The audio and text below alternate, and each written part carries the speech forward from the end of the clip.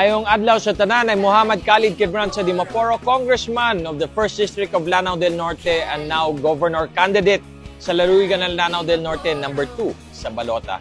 Like to ask everybody to support our good friends who visited us last PVHW Congress, ang mga kaibigan ng lalawigan ng Lanao del Norte, our incumbent Senator, Senator Bongo, and his good friend, Mr. Philip Salvador. Senator Bongo has been a close ally of the Dimaporo family and the people of Lanao del Norte ever since yung panahon niya as Special Assistant to the President under the administration of former President Rodrigo Roa Duterte. Makikita natin ang trabaho niya din sa lalawigan ng Lanao del Norte at sa tibuok nasod, especially with the malasakit centers that he established sa mga hospitals para hindi tayo mahihirapan para makuha ng tulong galing sa gobyerno and as much as possible, walang bayad para sa doktor, walang bayad para sa gamot, walang bayad para sa hospital,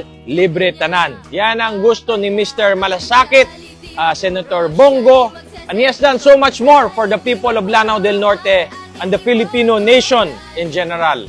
At nakita rin natin sa PVHW Congress kung saan si Mr. Malasakit, mahanap mo rin si Mr. Epektibo. And this is Philip Salvador. Si Philip Salvador naman, para sa atin sa lalawigan ng Lanao del Norte, he keeps telling me in open, in public, at also behind closed doors na yung one and only love niya is from the municipality of Kapatagan. So more or less, he has his roots or he has his hearts din sa lalawigan ng Lanao del Norte, especially dyan sa lungsod ng Kapatagan. This is Philip Salvador, Mr. Epektibo. Ayaw kalimte, support Team Quebranza Dimaporo, Mr. Malasakit, number 28, and Mr. Epektibo, number 58, Senator Bongo and Philip Salvador para sa Senado. Khalid Dimaporo, Khalid